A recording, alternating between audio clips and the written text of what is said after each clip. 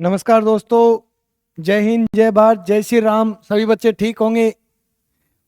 सर्दियों का सीजन शुरू हो चुका है। हमारे ऑफलाइन बच्चे तो ये बोल रहे हैं अभी तक सर्दी स्टार्ट नहीं हुई है, बाकी हल्की हल्की सर्दी शुरू हो चुकी है। सभी बच्चे अपना ख्याल रखो, ध्यान रखो, साथ साथ में अपनी तैयारी का रूटीन भी बनाए रखो। देखो, सबसे ज़्यादा जो तैयारी करने का टाइम होता है वो सर्दियों का ही टाइम होता है। सर्दियों में सबसे बेस्ट तैयारी होती है। बाकी अभी साथ साथ में शादियों का सीजन भी चल रहा है, तो तैयारी के साथ साथ इस शादियों के सीजन का भी इंजॉय करते रहो। अपने रही बात क्लास की, तो करंट जीके से कंसेप्ट चल रहा था अपना। हमने करंट जीके के मोस्टली क्वेश्चन कवर किए थे, और जिन करंट जीके से रिलेटेड अपनी जो क्वेश्चंस चल रहे थे उनके इर्द गिर्द काफी क्वेश्चन हम साथ साथ में सोल्व कर रहे हैं। अगर बात करें तो हमने लगभग 20-22 क्वेश्चन सोल्व कर लिए थे। अगर उन क्वेश्चनों की चर्चा करें तो अपना सबसे पहला क्वेश्चन था कि कल्याण सिंह जो नगर जिला घोषित किया गया अपने भारत के किस राज्य से रिलेटेड है, तो आंसर यूपी रहा था। अगर सेकंड क्वेश्चन की बात करें तो SJ-100 करके विमान था जो रूस देश का था। उसके बाद अगर थर्ड क्वेश्चन की बात करें तो अपना थर्ड क्वेश्चन रहा था कि भाई अंतर्राष्ट्रीय चावल सम्मेलन भारत के अंदर आयोजित किया गया था। उसके बाद धोखाधड़ी से निपटने के लिए BOB और SBI से रिलेटेड आंसर था। रांची झारखंड के अंदर जो सीनियर एथलेटिक्स चैंपियनशिप का आयोजन किया गया था, जो चौथा संस्करण था, उसका टॉप देश भारत रहा था। गोरकीपीडिया XAI ने लॉन्च किया था। उसके बाद व्यास सम्मान पुरस्कार अंतिम सूर्यबाला को कौन देश को वासी नामक उपन्यास की वजह से दिया गया था? एंटोनिया कोस्टा और उर्सुला वोंडोर अपने गेस्ट के रूप में 2026 के अंदर शामिल होने जा रहे हैं। वीर बाल दिवस 26 दिसंबर को मनाया जाता है। मेक इन इंडिया योजना की शुरुआत 25 सितंबर 2014 को हुई थी। हाइड्रोजन ट्रेन की शुरुआत भारत के हरियाणा राज्य से रिलेटेड थी।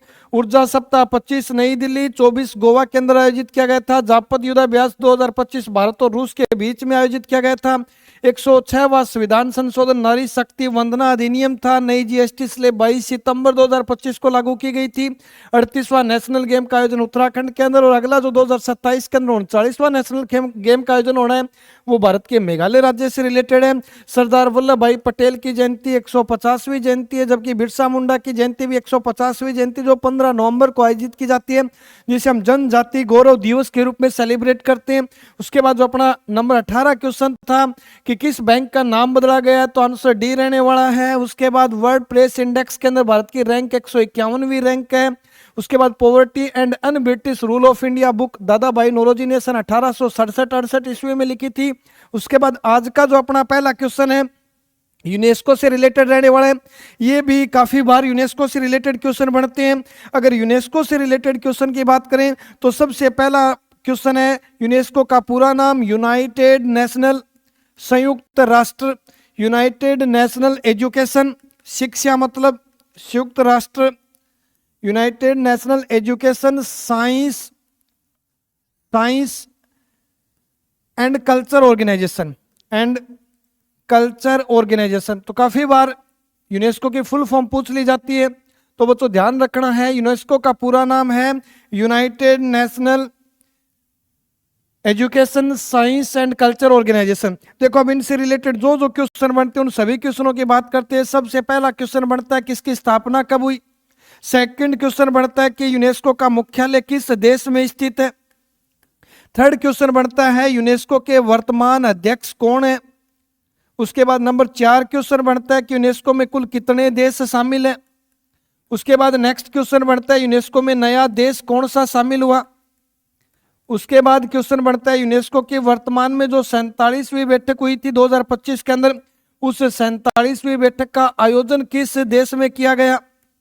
या फिर यूनेस्को के कौन से सत्र की बैठक भारत में आयोजित की गई, अर्थात भारत में बैठक यूनेस्को की कौन सी रही। तो यूनेस्को से रिलेटेड मोस्टली क्वेश्चन रहते हैं कि यूनेस्को की स्थापना, हेड ऑफिस, वर्तमान हेड, कुल कितने देश शामिल हैं, नया देश कौन सा शामिल है, 47वीं बैठक का आयोजन किस देश में आयोजित किया गया, या फिर भारत के अंदर यूनेस्को की कौन सी सम्मेलन या कौन सी बैठक का आयोजन किया गया था। उसके बाद यूनेस्को से रिलेटेड ऑप्शनली क्वेश्चन बनते हैं। अगर यूनेस्को की स्थापना की बात करें तो बच्चों ध्यान रखना है, यूनेस्को की स्थापना 16 नवंबर 1945 यानी 16 नवंबर 1945 ईस्वी को यूनेस्को की स्थापना की गई। अगर मुख्यालय की बात करें तो यूनेस्को का हेड ऑफिस पेरिस के अंदर है, अर्थात फ्रांस देश के अंदर मुख्यालय यूनेस्को का। उसके बाद अगर वर्तमान अध्यक्ष की बात करें तो आंद्रे अजोले करके यूनेस्को के वर्तमान अध्यक्ष है, जो लगातार 2017 से पद ग्रहण है, अर्थात 2 बार लगातार अध्यक्ष चुने जा चुके हैं, दूसरी बार अध्यक्षता कर रहे हैं आंद्रे अजोले, तो ध्यान रखना है। उसके बाद कुल कितने देश शामिल है, तो बच्चों 195 देशों का एक ग्रुप है, जिसे संयुक्त राष्ट्र शिक्षा विज्ञान और सांस्कृतिक संगठन के नाम से जानते हैं। अगर बात करें 195वां देश कौन सा है, तो अपना आंसर रहने वाला है फिलीपींस देश। अगर बात करें 47वीं बैठक का आयोजन किस शहर में किया गया, तो पेरिस यानी फ्रांस के अंदर 47वीं बैठक का आयोजन किया गया। जबकि पिछली जो 46वीं बैठक का आयोजन किया गया था वो दिल्ली में स्थित भारत मंडपम अर्थात भारत देश के द्वारा 46वीं यूनेस्को की बैठक का आयोजन किया गया था। अब क्वेश्चन है, यूनेस्को द्वारा भारत के किन 2 शहरों को शिल्प व लोक कला शहरों का दर्जा दे रखा है। देखो, भारत के कुछ शहर हैं जिनको यूनेस्को के द्वारा कुछ ना कुछ दर्जा दे रखा है। अगर बात करें कि भारत के ऐसे कौन से शहर हैं जिनको संगीत शहरों की श्रेणी में शामिल कर रखा है, या फिर भारत के ऐसे कौन से शहर हैं या फिर कितने शहर हैं जिसको रचनात्मक शहरों की श्रेणी में शामिल कर रखा है। अगर बात करें भारत का ऐसा कौन सा शहर है जिसे साहित्य शहर का दर्जा दे रखा है, या फिर लोक कला और शिल्प से संबंधित भारत के कौन से शहर हैं, तो अपने संगीत शहर की बात करें तो भारत के 2 शहरों को संगीत शहर का दर्जा दे रखा है। नंबर 1 शहर की बात करें तो उत्तर प्रदेश का वाराणसी शहर है, जहां से नरेंद्र मोदी लोकसभा का चुनाव लड़ते हैं, यानी प्रधानमंत्री नरेंद्र मोदी का संसदीय क्षेत्र पूछा जाए तो वाराणसी यूपी है। और उस वाराणसी उत्तर प्रदेश को अगर संगीत शहर का दर्जा की बात करें तो सन 2015 के अंदर, अर्थात भारत का पहला संगीत शहर का दर्जा देने वाला शहर कौन सा है, यूनेस्को के द्वारा भारत के सबसे पहले संगीत शहर का दर्जा वाराणसी को दिया गया था। जबकि भारत का दूसरा संगीत शहर ग्वालियर मध्य प्रदेश को दर्जा दिया गया है। अगर बात करें ग्वालियर को कब यूनेस्को के द्वारा संगीत शहर का दर्जा दिया गया, तो बच्चों ध्यान रखना है 2023 की बात है। अब ग्वालियर को क्यों संगीत शहर का दर्जा दिया गया, तो इसका भी एक बड़ा लॉजिकल है। अगर ग्वालियर की बात करें तो ग्वालियर के अंदर एक प्रसिद्ध संगीतज्ञ तानसेन का जन्म हुआ था।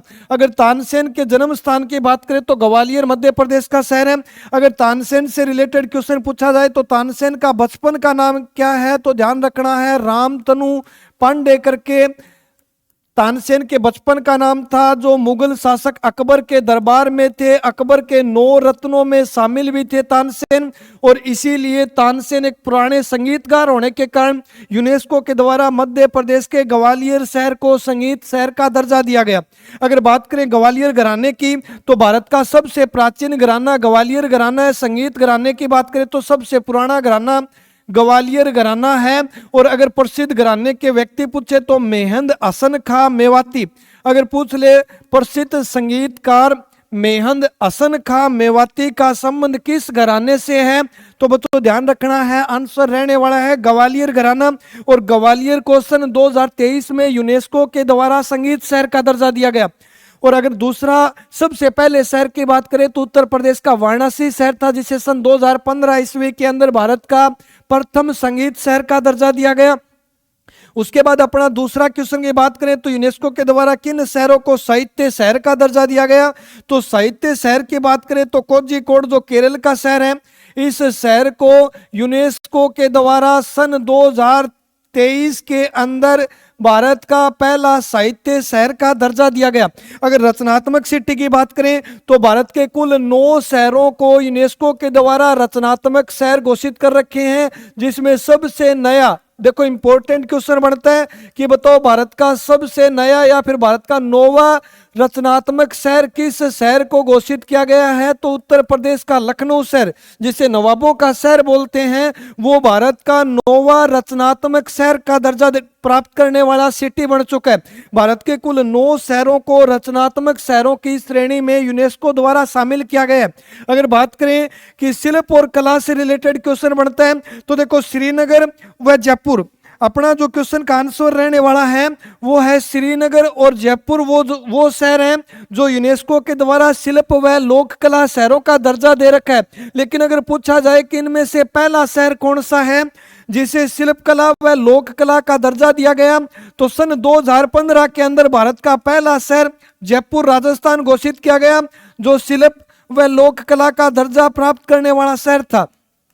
अर्थात सबसे पहला पूछे तो अपना आंसर जयपुर रहने वाला है। जबकि अगर क्वेश्चन बने कि हाल ही में यूनेस्को के द्वारा या फिर 2024 के अंदर यूनेस्को के द्वारा किस शहर को शिल्प या फिर लोक कला का दर्जा दिया गया, तो बच्चों आंसर रहने वाला है जम्मू कश्मीर केंद्र शासित प्रदेश की राजधानी श्रीनगर शहर को हाल ही में शिल्प और लोक कला का दर्जा दिया गया यूनेस्को संस्था के द्वारा, जिसका मुख्यालय की बात करें तो पेरिस फ्रांस के अंदर है और श्रीनगर भारत का वो शहर है। अगर श्रीनगर से रिलेटेड क्वेश्चन बनता है तो बच्चों एक इंपॉर्टेंट बार बार रिपीट होने वाला क्वेश्चन है, मौर्य वंश के सबसे शक्तिशाली शासक सम्राट अशोक के द्वारा श्रीनगर शहर की स्थापना की गई थी।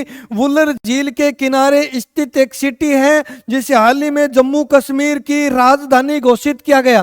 तो जम्मू कश्मीर की राजधानी श्रीनगर और राजस्थान की राजधानी जयपुर को यूनेस्को के द्वारा शिल्प व लोक कला का दर्जा दिया गया। जबकि रचनात्मक सिटी की बात करें तो भारत की 9वीं जो रचनात्मक शहर का दर्जा दिया गया है वो उत्तर प्रदेश के लखनऊ शहर को दिया गया है। तो अपने यूनेस्को द्वारा अगर आंसर की बात करें तो ऑप्शन सी रहने वाला है। उसके बाद जो नेक्स्ट क्वेश्चन है, राष्ट्रीय महिला आयोग के वर्तमान अध्यक्ष कौन है। देखो संस्थाओं से रिलेटेड भी अपने को क्वेश्चन साथ साथ में कवर करते चलना है, जैसे मानवाधिकार आयोग, सूचना आयोग, संघ लोक सेवा आयोग या फिर राष्ट्रीय महिला आयोग की बात करें तो यहां से भी काफी टाइम क्वेश्चन इंपॉर्टेंट क्वेश्चन बढ़ते हैं। अगर बात करें राष्ट्रीय महिला आयोग की तो राष्ट्रीय महिला आयोग से रिलेटेड भी मोस्टली बहुत ज्यादा क्वेश्चन बढ़ते हैं। राष्ट्रीय महिला आयोग से जो रिपीट हुए या फिर आज तक जो क्वेश्चन पूछे गए हैं वो टोटली क्वेश्चन हम रिपीट करते हैं। सबसे पहली बात है राष्ट्रीय महिला आयोग की स्थापना कब की गई। उसके बाद क्वेश्चन सेकंड अपना रहने वाला है कि इस अधिनियम की सिफारिश पर राष्ट्रीय महिला आयोग की स्थापना की गई। तीसरी की बात करें तो इस राष्ट्रीय महिला आयोग में कुल कितने सदस्य हैं। अगर नंबर 4 बात करें तो इस राष्ट्रीय महिला आयोग के अध्यक्ष का कार्यकाल कितना होता है। उसके बाद अंतर्राष्ट्रीय महिला दिवस कब मनाया जाता है और राष्ट्रीय महिला दिवस का आयोजन कब किया जाता है। दिवस से रिलेटेड भी काफी बार क्वेश्चन बनता है। अगर बात करें राष्ट्रीय महिला दिवस कब मनाया जाता है और अंतर्राष्ट्रीय महिला दिवस का आयोजन कब किया जाता है, यहां से भी क्वेश्चन बनता है। देखो चलो करो कमेंट। अगर बात करें राष्ट्रीय महिला दिवस कब मनाया जाता है, बताओ आंसर आपका क्या रहने वाला है। या फिर अंतर्राष्ट्रीय महिला दिवस का आयोजन कब किया जाता है। स्थापना एक्ट सदस्य कितने हैं, कार्यकाल कितना होता है, राष्ट्रीय महिला आयोग के प्रथम अध्यक्ष कौन थे। और आगे क्वेश्चन की बात करें तो राष्ट्रीय महिला आयोग का पहला अध्यक्ष किसे बनाया गया था। और एक अपना जो क्वेश्चन है कि राष्ट्रीय महिला आयोग के वर्तमान अध्यक्ष कौन है। तो अब अपने अपने क्वेश्चन के आंसर मैच करते चलना है। अगर स्थापना की बात करें तो राष्ट्रीय महिला आयोग की स्थापना 31 अक्टूबर 1992 को की गई।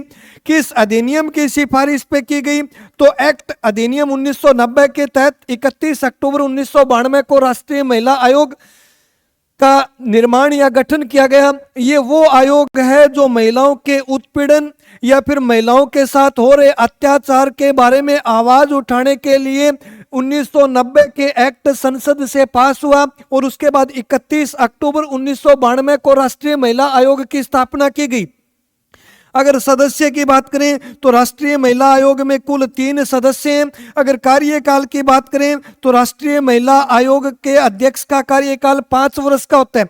जबकि अंतर्राष्ट्रीय महिला दिवस की बात करें तो सरोजनी नायडू का जन्मदिन 8 मार्च को अंतर्राष्ट्रीय महिला दिवस का आयोजन किया जाता है। जबकि भारत सरकार द्वारा राष्ट्रीय महिला दिवस की बात करें तो 13 फरवरी को भारतीय या राष्ट्रीय महिला दिवस का आयोजन किया जाता है। अगर प्रथम अध्यक्ष की बात करें तो राष्ट्रीय महिला आयोग के प्रथम अध्यक्ष थी जयंती पटनायक करके, तो अपने को प्रथम अध्यक्ष भी ध्यान रखना है। और अगर अपने क्वेश्चन की बात करें अर्थात वर्तमान में राष्ट्रीय महिला आयोग की अध्यक्ष कौन है, तो वर्तमान जो अध्यक्ष रहने वाली हैं वो हैं विजय किशोर राठकर करके, यानी वर्तमान अध्यक्ष विजय किशोर राठकर, पहली अध्यक्ष जयंती पटनायक। 31 अक्टूबर 1992 को राष्ट्रीय महिला आयोग की स्थापना की गई। देखो अब राष्ट्रीय महिला आयोग से रिलेटेड अगर कोई क्वेश्चन बनता है तो ये 7-8 वो मोस्टली क्वेश्चन है जो बार बार एग्जाम के अंदर पूछे जाते हैं। SSC, GD, Delhi police, railway की बात करें तो ये मोस्टली पॉपुलर क्वेश्चन है इस आयोग से संबंधित। या तो एक्ट से बात करता है, या पहला अध्यक्ष कौन है, या फिर कार्यकाल कितना है, या फिर किस एक्ट की सिफारिश पे, या फिर किस वर्ष राष्ट्रीय महिला आयोग की स्थापना की गई। तो अपना जो आंसर रहने वाला है वो ऑप्शन बी रहने वाला है, अर्थात विजया राटकर जो है वो राष्ट्रीय महिला आयोग की वर्तमान अध्यक्ष है। अगर बात करें राष्ट्रीय महिला आयोग की वर्तमान जो अध्यक्ष है वो विजय राटकर करके है, जबकि अपना जो ऑप्शन ए है जयंती पटनायक वो राष्ट्रीय महिला आयोग की पहली अध्यक्ष थी। देखो थर्ड ऑप्शन भी इंपॉर्टेंट ऑप्शन है। अगर बात करें एनालेना बेयरबॉक से संबंधित कि एनालेना बेयरबॉक वर्तमान में किस संस्था की अध्यक्ष है, तो देखो संयुक्त राष्ट्र महासभा, ये भी इंपॉर्टेंट है। यूनाइटेड नेशनल की बात करें संयुक्त राष्ट्र महासभा, तो संयुक्त राष्ट्र महासभा की स्थापना सन 1945 में हुई। अगर स्थापना से रिलेटेड क्वेश्चन बनता है तो यूएनओ की स्थापना 1945 में हुई 24 अक्टूबर को। हेडक्वार्टर की बात करें तो न्यूयॉर्क के अंदर यानी अमेरिका के अंदर मुख्यालय स्थित है। और अगर बात करें कि संयुक्त राष्ट्र महासभा के वर्तमान अध्यक्ष कौन है, तो वर्तमान जो अध्यक्ष है यूएनओ के जो वर्तमान अध्यक्ष हैं वो एंटोनियो गुतेरेस करके हैं। एंटोनियो गुतेरेस जो है वो यूएनओ के नए अध्यक्ष हैं, जो कौन से देश के पूर्व प्रधानमंत्री थे, तो पुर्तगाल के पूर्व प्रधानमंत्री एंटोनियो गुतेरेस वर्तमान में संयुक्त राष्ट्र महासभा के अध्यक्ष हैं। लेकिन एनालेना बेयरबॉक का कहाँ रोल है, तो देखो संयुक्त राष्ट्र महासभा की हर वर्ष एक सत्र का आयोजन किया जाता है, अर्थात एक बैठक का आयोजन किया जाता है। और जो 2025 के अधिवेशन की बात करें या फिर 2025 के सत्र की बात करें तो 2025 का जो संयुक्त राष्ट्र महासभा का अधिवेशन हुआ था वो सत्र अगर क्रम के हिसाब से पूछे तो 80वां सत्र था। और 80वें सत्र की अध्यक्षता करने वाली कौन थी, तो बच्चों ध्यान रखना है एनालेना बेयरबॉक करके। तो एनालेना बेयरबॉक का संबंध संयुक्त राष्ट्र महासभा से है जो 80वें अधिवेशन की अध्यक्षता की गई। और अगर पूछे ये 80वां अधिवेशन कहाँ आयोजित किया गया, तो ये हेड ऑफिस यानी न्यूयॉर्क अमेरिका के अंदर आयोजित किया गया, जिसकी अध्यक्षता एनालेना बेयरबॉक के द्वारा की गई थी, जो जर्मनी के पूर्व विदेश मंत्री है। अगर पूछा जाए कि जर्मनी के पूर्व विदेश मंत्री वर्तमान में किस पद पर हैं, तो एनालेना बेयरबॉक जो है वो जर्मनी देश के पूर्व विदेश मंत्री थे, जिन्होंने 80वें सत्र जिसका आयोजन न्यूयॉर्क अमेरिका के अंदर हुआ उस आयोजक की या उस सत्र की अध्यक्षता करने वाले एनालेना बेयरबॉक थे। अगर पुराना कंसेप्ट उठाया जाता है तो 79वें जो संयुक्त राष्ट्र महासभा के अध्यक्ष की बात करें तो 79वें संयुक्त राष्ट्र महासभा के अध्यक्ष थे फिलेमोन यांग करके, और ये कैमरून देश के नागरिक थे। तो फिलेमोन यांग 79वें सत्र की अध्यक्षता करने वाले संयुक्त राष्ट्र महासभा की हर वर्ष एक सत्र एक बैठक का आयोजन किया जाता है। 2025 के अंदर 80वीं बैठक का आयोजन किया गया, जिसके अध्यक्ष एनालेना बेयरबॉक करके थे। 79वें अध्यक्ष के फिलेमोन यांग थे। अगर पूछ ले संयुक्त राष्ट्र महासभा की प्रथम बैठक का आयोजन, संयुक्त राष्ट्र महासभा का जो पहला अधिवेशन हुआ था अर्थात जो प्रथम अधिवेशन हुआ था उस प्रथम अधिवेशन का सत्र कहां आयोजित किया गया था, तो पहली बैठक 46 के अंदर हुई थी और इस सत्र या इस बैठक का आयोजन लंदन सिटी के अंदर किया गया था। तो फर्स्ट आखिरी 80वीं 79 या फिर संयुक्त राष्ट्र महासभा की स्थापना या फिर संयुक्त राष्ट्र महासभा के वर्तमान अध्यक्ष कौन है, यहाँ से मोस्टली इंपॉर्टेंट क्वेश्चन बढ़ने वाले हैं। सेंट्रल और स्टेट लेवल दोनों में ऐसे प्रकार के क्वेश्चन पूछे जा रहे हैं आज के टाइम की बात करें तो। और अपने को इस मोस्टली जो ज़्यादा हाई लेवल या फिर वो क्वेश्चन जो ज़्यादा लेंथी या फिर वो क्वेश्चन जो ज़्यादा इंपॉर्टेंट क्वेश्चन बन रहे हैं उन क्वेश्चनों को हेडलाइन करते हुए चलना है। अगर बात करें कि राष्ट्रीय महिला आयोग के वर्तमान अध्यक्ष कौन है, तो अपना आंसर बी रहने वाला है, अर्थात विजया किशोर राटकर जो है वो राष्ट्रीय महिला आयोग की वर्तमान अध्यक्ष है। आगे नेक्स्ट क्वेश्चन की बात करें तो एक तो देखो युद्धाभ्यास की बात की थी हमने, भारत और फ्रांस के बीच में, भारत और अमेरिका के बीच में, भारत और जापान के बीच में युद्धाभ्यास। एक तो हमने युद्धाभ्यास से रिलेटेड कंसेप्ट किए और आज अपना जो क्वेश्चन रहने वाला है वो नाम रखा है सैन्य अभ्यास।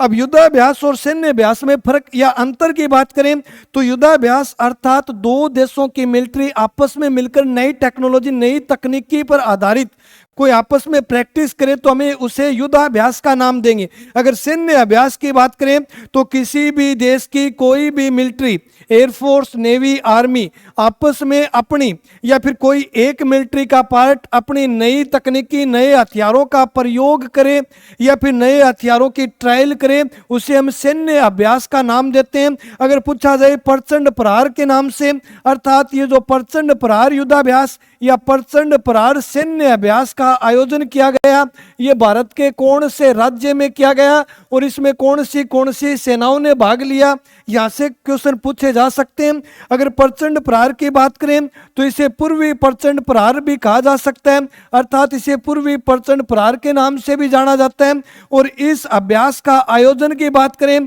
तो 25 से लेकर 27 मार्च तक ये अभ्यास का ट्रायल किया गया था।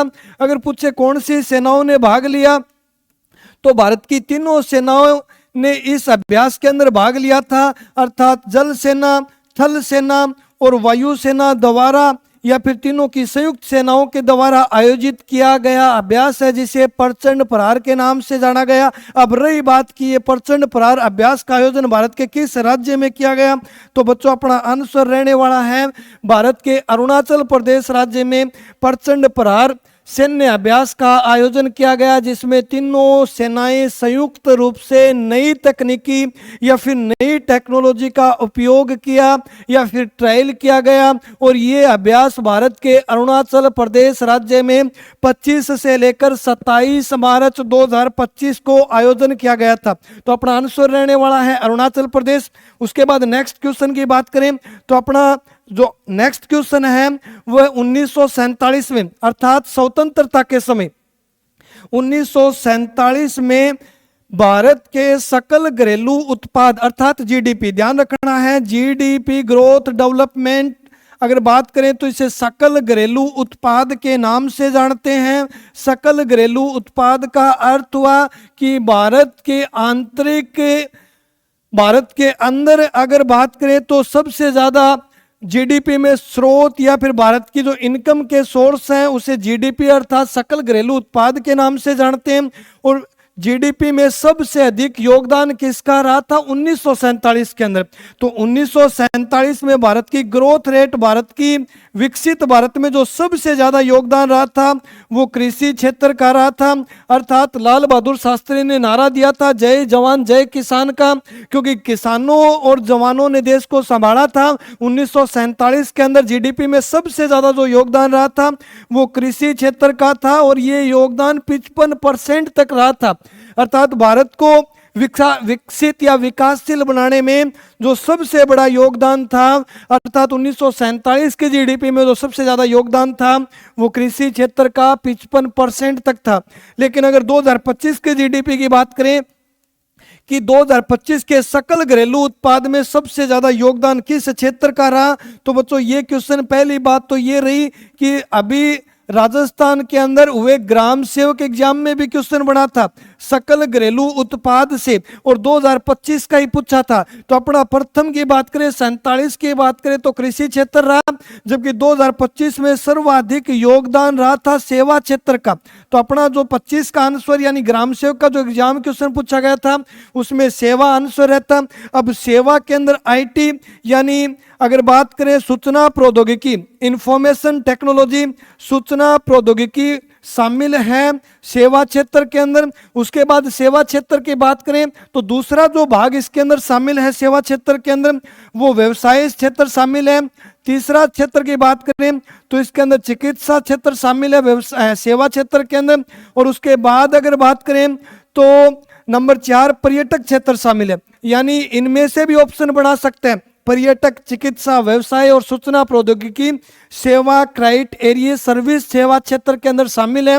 अर्थात 2025 की जीडीपी के अंदर जो सबसे ज्यादा योगदान रहा वो सेवा क्षेत्र का रहा। लेकिन 1947 की बात करें तो 1947 में सबसे ज्यादा योगदान कृषि क्षेत्र का 55% तक रहा था। तो अपने क्वेश्चन का आंसर ए अर्थात कृषि क्षेत्र हुआ। उसके बाद नेक्स्ट क्वेश्चन की बात करें तो अपना नेक्स्ट क्वेश्चन है संविधान के किस अनुच्छेद में संघ लोक सेवा आयोग यानी अगर पूछे यूपीएससी से रिलेटेड की बात करें तो यूनियन पब्लिक सर्विस कमीशन, जिसे यूपीएससी के नाम से जानते हैं। अगर यूपीएससी की फुल फॉर्म की बात करें तो यूनियन पब्लिक सर्विस कमीशन है। यहाँ से भी काफी क्वेश्चन पूछे जाते हैं। अब तक जो एग्जाम में क्वेश्चन आए उन क्वेश्चनों की अगर बात करें तो सबसे पहला क्वेश्चन है कि भारतीय संविधान के कौन से अनुच्छेद में, जो अपना क्वेश्चन पूछा गया कि अर्थात यूपीएससी का उल्लेख भारतीय संविधान के किस आर्टिकल में। उसके बाद सेकंड क्वेश्चन ध्यान रखना है कि भारतीय संविधान के किस भाग में यूपीएससी का उल्लेख है। नंबर 3 बात करें तो यूपीएससी की स्थापना कब की गई। उसके बाद नंबर 4 बात करें तो यूपीएससी के प्रथम अध्यक्ष कौन थे। और उसके बाद नंबर 5 बात करें कि भाई यूपीएससी के अंदर कुल कितने सदस्य हैं, कुल सदस्यों की संख्या कितनी है। नंबर 6 बात करें यूपीएससी के अध्यक्षों का कार्यकाल कितना होता है। उसके बाद नंबर 7 बात करें कि यूपीएससी के कुल सदस्य कितने हैं, कार्यकाल कितना है, प्रथम अध्यक्ष कौन है, या फिर यूपीएससी के सदस्यों की नियुक्ति किसके द्वारा की जाती है। यहाँ से बार बार क्वेश्चन बनते हैं। अगर बात करें आर्टिकल कौन सा है जिसके अंदर यूपीएससी का उल्लेख है तो अपना आंसर रहने वाला है आर्टिकल 315 अर्थात ऑप्शन ए। अगर बात करें भारतीय संविधान के किस भाग के अंदर यूपीएससी का उल्लेख है तो अपना इसके अंदर भाग जो रहने वाला है वो भाग 16 जो है उसके अंदर यूपीएससी का उल्लेख है। स्थापना की बात करें तो यूपीएससी की स्थापना 1 अक्टूबर 1926 को हुई थी। अगर यूपीएससी के पहले अध्यक्ष की बात करें तो रोस बर्कर को यूपीएससी का प्रथम अध्यक्ष बनाया गया था। कुल सदस्य की बात करें तो एक मुख्य अध्यक्ष, 10 सदस्य अर्थात 11 व्यक्तियों का संघ, कुल सदस्य की संख्या 11 है। कार्यकाल की बात करें तो या तो 6 वर्ष या फिर 65 वर्ष आयु हो यूपीएससी के अध्यक्ष का कार्यकाल है। नियुक्ति किसके द्वारा की जाती है तो राष्ट्रपति के द्वारा यूपीएससी के अध्यक्ष की नियुक्ति की जाती है।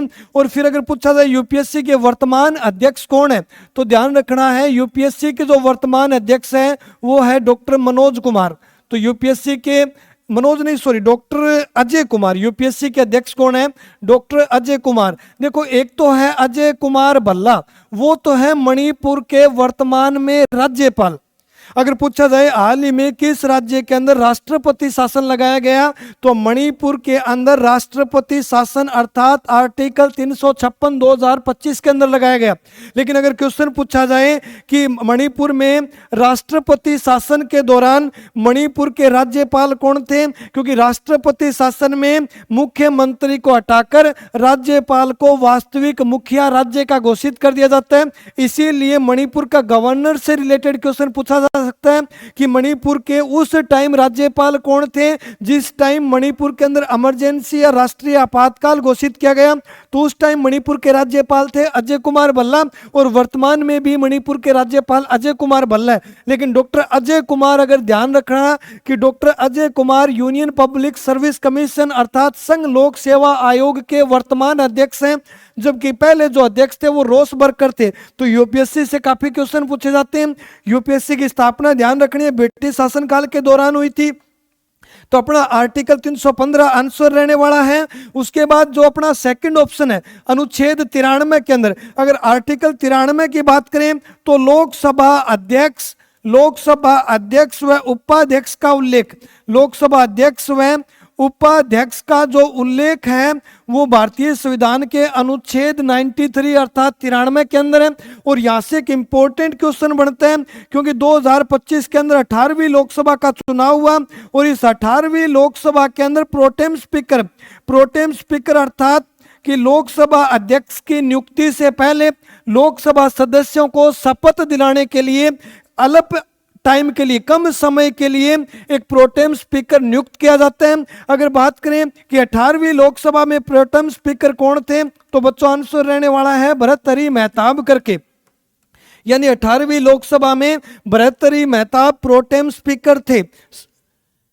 अभी लगातार पढ़ रहे हैं, बोर भी हो रहे हो, लेकिन अगर बोर वाली बात हुई तो अपने को कंसेप्ट पढ़ना है और पढ़ाई के अंदर सभी बच्चे बोर ही होते हैं। अब कहानी सुनाऊं आपको तो उसमें आपको इंटरेस्ट आएगा, लेकिन इतना समय भी नहीं अपने को कि अपन कहानी के साथ साथ अपने एंटरटेनमेंट के साथ साथ तैयारी करें। क्योंकि अगर Delhi police, railway and 4th grade D group की बात करें तो अभी एग्जाम स्टार्ट होने वाले हैं, एडमिट कार्ड कभी भी जारी किए जा सकते हैं, एसएससी जीडी का नोटिफिकेशन आना है, अपन उस टाइम में एंटरटेनमेंट के साथ तैयारी करेंगे जिस टाइम अपना एग्जाम लगभग 7-8 महीने बाद हो। अब अपने बिल्कुल नज़दीक एग्जाम है, तो इस एग्जाम की सीरियसली या फिर एग्जाम को लेकर अगर सीरियसली बात करें तो अपने को टॉपिक वाइज कंसेप्ट जितने ज़्यादा उसके उतने कवर करने से अपने को फ़ायदा मिलने वाला है, इन बात का भी हमें पता है। और एंटरटेनमेंट की बात रही तो शादियों का सीज़न है, शाम को 2 घंटे टाइम निकाल के एंटरटेनमेंट करके आया करो, उसके बाद अपनी क्लास रेगुलर फिर पढ़ा करे करो। यानी एंटरटेनमेंट के लिए अभी तो बहाना है मार्च तक, क्योंकि मार्च तक शादियों का सीज़न है और इस शादियों के सीज़न का भरपूर आनंद भी उठाओ। हर एक शादी को अटेंड करो, कोई शादी मिस ना हो जाए, ये अपने को खास ध्यान रखना है, क्योंकि शादियां भी जरूरी है और उसके साथ साथ अपने को पढ़ाई भी जरूरी है। तो आर्टिकल 93 भी ध्यान रखना है, लोकसभा अध्यक्ष और उपाध्यक्ष का उल्लेख है, या फिर प्रोटेम स्पीकर से रिलेटेड क्वेश्चन ध्यान रखना है। उसके बाद फिर एक ऑप्शन बना रखा है आर्टिकल 53 से रिलेटेड। देखो आर्टिकल 53 की बात करें तो आर्टिकल 53 के अंदर उल्लेख है संघ की कार्यपालिका शक्ति का। संघ की कार्यपालिका शक्ति जो है वो राष्ट्रपति में निहित होगी, ये उल्लेख कर रखा है भारतीय संविधान के अनुच्छेद 53 के अंदर। क्योंकि आर्टिकल 52 की बात करें तो अनुच्छेद 52 में राष्ट्रपति के पद का उल्लेख है, और याद ऐसे रखना है क्योंकि अपने देश के राष्ट्रपति जो हैं वो 52 थे, ऐसे कंसेप्ट याद रख लेना। यानी आर्टिकल 52 की बात करें तो आर्टिकल 52 के अंदर राष्ट्रपति का उल्लेख है, और उसके बाद आर्टिकल 53 की बात करें तो आर्टिकल 53 के अंदर राष्ट्रपति की शक्ति का उल्लेख है। यानी राष्ट्रपति की शक्ति से रिलेटेड बात करें तो आर्टिकल 53 रहने वाला है। अपना जो ऑप्शन डी है आर्टिकल 169 अनुच्छेद 169 के अंदर संसद के पास पावर है किसी भी राज्य में विधान परिषद का गठन या फिर विधान परिषद का गठन और विधान परिषद का समाप्ति, यानी किसी राज्य के अंदर विधान परिषद का निर्माण करना हो या फिर किसी राज्य के अंदर विधान परिषद को समाप्त करना हो, तो आर्टिकल 169 के तहत संसद के पास पावर या फिर संसद के पास शक्ति है। तो आर्टिकल 169, आर्टिकल 53, आर्टिकल 93 और अपने संविधान का संघ लोक सेवा आयोग, अर्थात अपना जो आंसर रहने वाला है वो आर्टिकल 315 के अंदर यूपीएससी का उल्लेख है, संघ लोक सेवा आयोग का उल्लेख है। उसके बाद नेक्स्ट क्वेश्चन की बात करें या फिर आज की क्लास के जो लास्ट क्वेश्चन की बात करें तो अपना क्वेश्चन रहने वाला है रेणुका झील किस राज्य में स्थित है। देखो एक झील है जिसे रेणुका झील कहा जाता है, वैसे रेणुका झील धार्मिक झील भी है, तो ध्यान रखना है यह एक धार्मिक झील है। और इसे या फिर बात करें तो ये एक प्राकृतिक यानी नेचुरल झील है, प्राकृतिक झील रेणुका झील है जो मीठे पानी की। और अगर पूछा जाए कि भारत के कौन से स्टेट के अंदर है तो यह झील भारत के हिमाचल प्रदेश राज्य में स्थित है। यानी अगर बात आई कि रेणुका झील कहाँ स्थित है तो बच्चों ध्यान रखना है हिमाचल प्रदेश राज्य में स्थित है। और अगर पूछ ले हिमाचल प्रदेश राज्य की कृत्रिम सबसे बड़ी झील कौन सी है तो हिमाचल प्रदेश की जो कृत्रिम सबसे बड़ी झील है उसे गोविंद पंत सागर कहा जाता है। गोविंद पंत सागर नाम से हिमाचल प्रदेश राज्य की कृत्रिम सबसे बड़ी मीठे पानी की झील है। लेकिन अगर पूछा जाए कि भारत की सबसे बड़ी मीठे पानी की झील कौन सी है, और इसमें भी अपने दो प्रकार के क्वेश्चन बनते हैं, भारत की सबसे बड़ी मीठे पानी की झील और इस मीठे पानी की झील में अगर पूछा जाए कि प्राकृतिक कौन सी है और कृत्रिम कौन सी है। प्राकृतिक का मतलब गॉड गिफ्ट जो अपने आप बनी हो ऐसी झील, और कृत्रिम झील की बात करें तो ऐसी झील जिसका निर्माण किसी मानव द्वारा करवाया गया हो, अर्थात कृत्रिम झील भी बोल सकते हैं और मानव निर्मित झील भी बोल सकते हैं। तो अगर बात करें कि भारत की सबसे बड़ी प्राकृतिक मीठे पानी की झील बताओ तो अपना आंसर रहने वाला है वुल्लर झील जो जम्मू कश्मीर के अंदर है। भारत की सबसे बड़ी प्राकृतिक मीठे पानी की झील है जिसमें झेलम नदी का पानी आता है। अगर कृत्रिम या मानव निर्मित सबसे बड़ी मीठे पानी की झील की बात करें तो कृत्रिम या फिर मानव निर्मित सबसे बड़ी मीठे पानी की झील गोविंद वल्लभ पंत सागर है जो भारत के उत्तर प्रदेश राज्य में स्थित है। अर्थात भारत की सबसे बड़ी मीठे पानी की कृत्रिम या मानव निर्मित झील गोविंद वल्लभ पंत सागर, और भारत की प्राकृतिक सबसे बड़ी मीठे पानी की झील तो वुल्लर झील जम्मू कश्मीर के अंदर है। रेणुका झील की बात करें तो हिमाचल प्रदेश में है, और एक सुदर्शन झील की बात करें तो ये भारत के कौन से स्टेट में स्थित है। सुदर्शन झील भारत के गुजरात राज्य में स्थित है। अर्थात अगर झीलों की बात करें तो जिलों की नगरी की बात करें तो जिलों का नगर, अगर बात करें कि भारत के किस शहर को जिलों का नगर कहा जाता है, तो बच्चों ध्यान रखना है श्रीनगर जम्मू कश्मीर की राजधानी भारत में जिलों का नगर कहलाता है। अगर जिलों की नगरी की बात करें तो जिलों की नगरी जो है वो राजस्थान के उदयपुर शहर को कहा जाता है। अब अगर पूछा जाए जिलों का देश किस देश को कहा जाता है, तो बच्चों जिलों का देश फिनलैंड को कहा जाता है। जबकि नहरों का देश की बात करें तो नहरों का देश पाकिस्तान देश कहलाता है। और अगर नदियों के देश की बात करें कि भाई किस देश को विश्व में नदियों का देश कहा जाता है, अर्थात ये ऐसा कौन सा देश है जिसे नदियों का देश कहा जाता है, ये आप मुझे कमेंट में बताओगे। यानी एक क्वेश्चन आपके लिए आज रखा है। अगर पूछे नहरों का देश, जिलों का देश, जिलों का नगर, जिलों की नगरी या फिर नदियों का देश किस देश को कहा जाता है, सभी बच्चे कमेंट में बताएंगे कि विश्व का ऐसा कौन सा देश है जिसे नदियों का देश कहा जाता है। बाकी नेक्स्ट क्लास में करेंगे। तब तक के लिए जय हिंद, जय भारत। सभी बच्चे स्वस्थ रहें, मस्त रहें, अपनी तैयारी में व्यस्त रहें और साथ साथ में एंजॉय भी करते रहें। और अपने brain bit online YouTube platform को सभी बच्चे सब्सक्राइब भी करेंगे और शेयर, ज़्यादा से ज़्यादा शेयर भी करेंगे। धन्यवाद। जय हिंद, जय भारत साथियों।